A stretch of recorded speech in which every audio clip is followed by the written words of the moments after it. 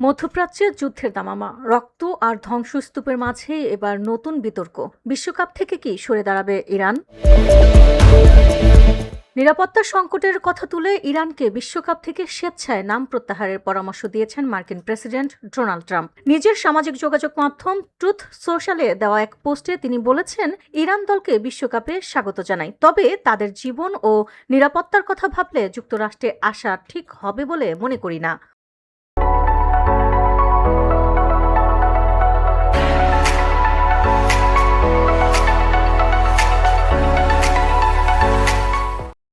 যুদ্ধের আগুনে যখন প্রতিদিনই বাড়ছে লাশের সংখ্যা, তখন অনেকের কাছে বিশ্বকাপ যেন বিলাসিতা। যুক্তরাষ্ট্র ও ইসরায়েলের যৌথ হামলায় উত্তপ্ত মধ্যপ্রাচ্য। এই পরিস্থিতিতে বিশ্বকাপ বয়কটের ইঙ্গিত দিল তেহরান।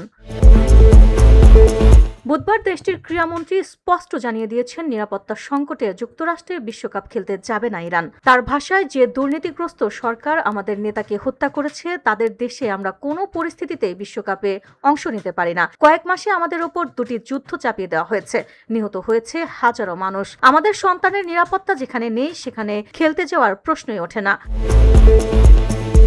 ইরানের এই ঘোষণায় যেন মেজাজ হারালো ট্রাম্প। একদিকে বিশ্বকাপে স্বাগত, অন্যদিকে নিরাপত্তার অজুহাতে প্রচ্ছন্ন সতর্কবার্তা। এই পরিস্থিতিতে সবচেয়ে বেশি চাপে এখন ফিফা, কারণ অংশগ্রহণকারী দেশগুলোর নিরাপত্তা নিশ্চিত করতে না পারলে প্রশ্নের মুখে পড়বেন সংস্থাটির সভাপতি জিয়ান্নি ইনফান্তিনো। বিশ্বকাপ ঘিরে নতুন এই রাজনৈতিক উত্তেজনা এখন ক্রীড়াঙ্গনে বড় প্রশ্ন তুলে দিয়েছে। যুদ্ধের আগুনের মাঝেই কি অনুষ্ঠিত হবে বিশ্বকাপ, নাকি সত্যি বিশ্ব মঞ্চ থেকে সরে দাঁড়াবে ইরান?